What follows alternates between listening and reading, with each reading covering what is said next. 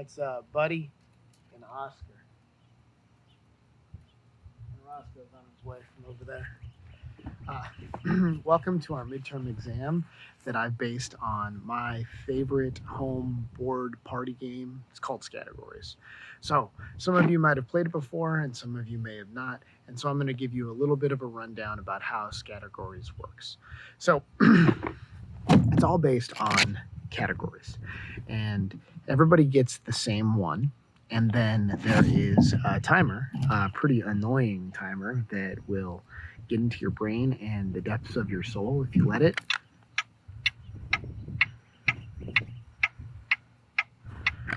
I'll send you a YouTube link so you can hear it yourself. And then there's a die.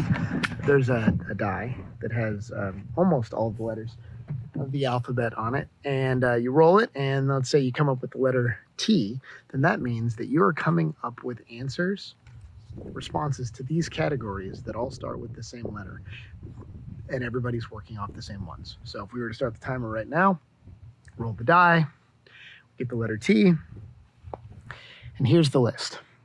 Things in a desert, things in a mystery novel, computer lingo, loud things, kinds of soups and stews, math terms, underground things, things in the Wild West, things in an airport, words with double letters, found in New York City, and things in fairy tales. Well, let's start with things in a desert that start with the letter T. Can you think of anything?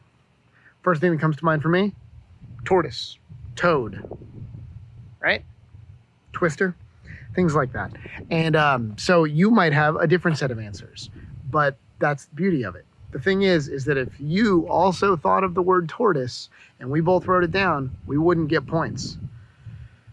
That's where Scattergories becomes a game in and of itself. Otherwise, it's just people thinking of ideas. And so what I've done is I've based my entire midterm off of this game. This game I love because even though I like to think that I'm a smart guy, it proves to me time and time again just how not smart I can be. I have a brain fart every single time I play it. Sometimes I can speed through the categories and come up with a bunch of answers, and sometimes I can't even think of one, and it's incredible. So that was things in a desert. What about things in a mystery novel? A tower, right? Or something like that. A theater. Computer lingo. Techie. Loud things. Thunder, right? Something that I would come up with that you also probably might think of. Kinds of soups and stews. What's a good one? Ooh, Tuscan wedding soup. That's pretty good. All right, so you guys get the point. So here's what we do with the midterm. I give you a list of terms, and they are terms from our textbook that we have covered thus far this semester.